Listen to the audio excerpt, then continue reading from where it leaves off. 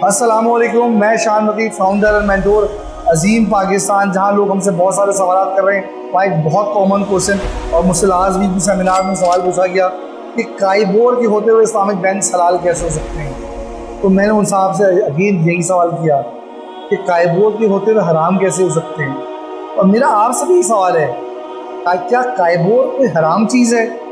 KIBOR है क्या?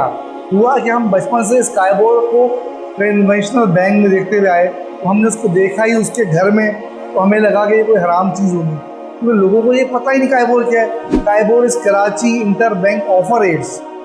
भाई वो तो कन्वेंशनल बैंक जो रेट्स दे रहे होते हैं उसकी बेस पे तय होता है। जी मान लिया उसकी बेस पे तय होता है, और सवाल ये इसकी बेस पे तय होने से ये हराम कैसे हुआ। मैं आपको एग्जांपल देकर समझाता हूँ कि मार्केट में कुछ लोग थे जो अल्कोहल का बिजनेस करते थे, शराब का बिजनेस करते थे, और वो 100 रुपये की बोतल लाते थे और 200 रुपये में बेचा करते थे।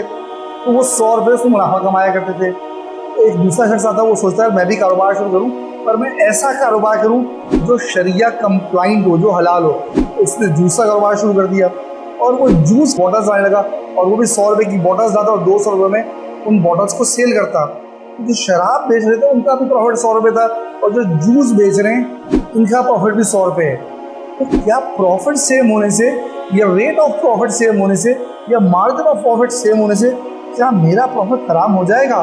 The answer is no. यहाँ पे सिर्फ मैंने बेंचमार्क ये बनाया कि यार जो कन्वेंशनल बैंक जो हैं ये जिस रेट पे माल बेच रहे हैं, जो प्रॉफिट ये कमा रहे हैं, मैं भी प्रॉफिट उतना ही कमाऊंगा।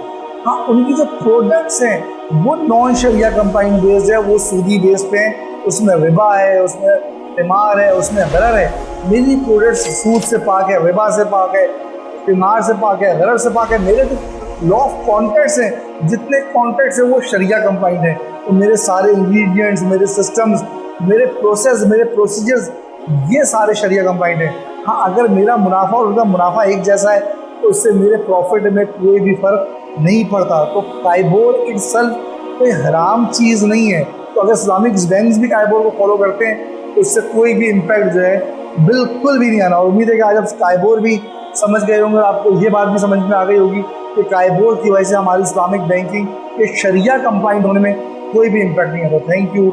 अपनी नेक्स्ट वीडियोज़ में नए सवाल और उनके जवाब फिर मिलेंगे। अस्सलाम वालेकुम।